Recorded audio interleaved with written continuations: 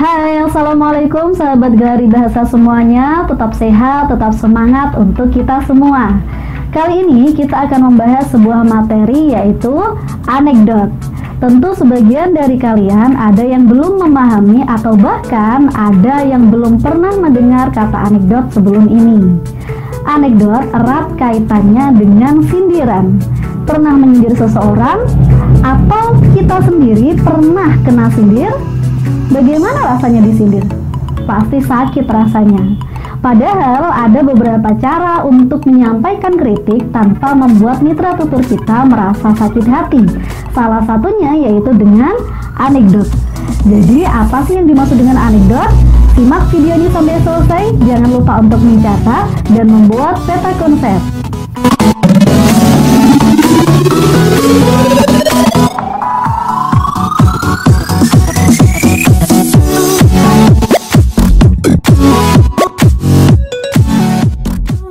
Pertama kali tentu kita harus mengetahui dulu apa itu anekdot.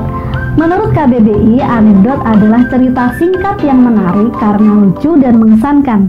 Biasanya mengenai orang terkenal dan berdasarkan kejadian sebenarnya. Anekdot memanfaatkan guyonan, memanfaatkan lelucon sebagai media untuk menyampaikan kritik secara tidak langsung. Namun karena kelucuannya ini, banyak di antara kita yang sulit membedakan antara teks humor dengan teks anekdot. Padahal dua teks ini mempunyai beberapa perbedaan, antara lain yang pertama, dalam teks anekdot terdapat sindiran, sedangkan teks humor tidak selalu ada sindiran. Kemudian yang kedua, teks anekdot pasti ada kritik yang disampaikan, sedangkan teks humor tidak ada. Kemudian perbedaan yang ketiga, teks anekdot isinya terstruktur, sedangkan dalam teks humor tidak ada struktur, jadi asal lucu saja. Kemudian perbedaan yang keempat, anekdot menggunakan bahasa yang sopan serta baku, sedangkan dalam teks humor tidak harus menggunakan bahasa yang baku, bahkan kadangkala malah menggunakan bahasa yang kurang sopan sebagai bahan lawakannya. Jadi tidak semua teks yang lucu bisa dikategorikan sebagai teks anekdot. Sebuah teks bisa dikatakan sebagai teks anekdot jika memiliki beberapa ciri sebagai berikut.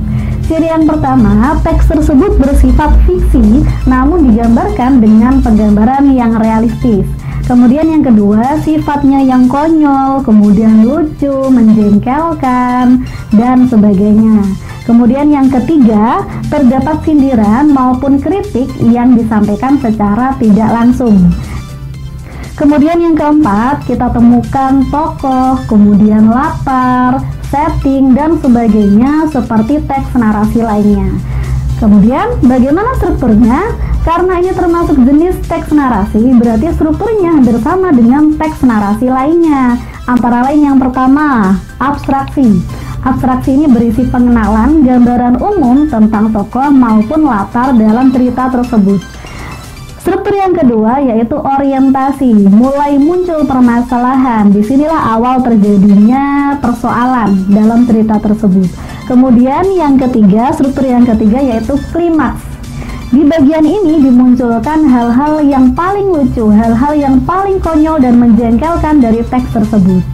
Dan struktur selanjutnya yaitu reaksi. Jadi setelah ada bagian yang lucu, setelah ada kejadian yang paling menjengkelkan, paling konyol, kemudian bagaimana reaksi atau respon dari tokoh-tokoh lainnya?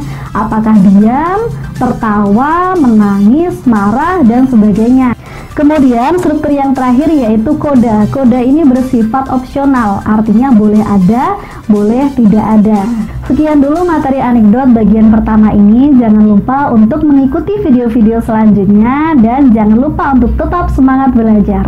Assalamualaikum warahmatullahi wabarakatuh.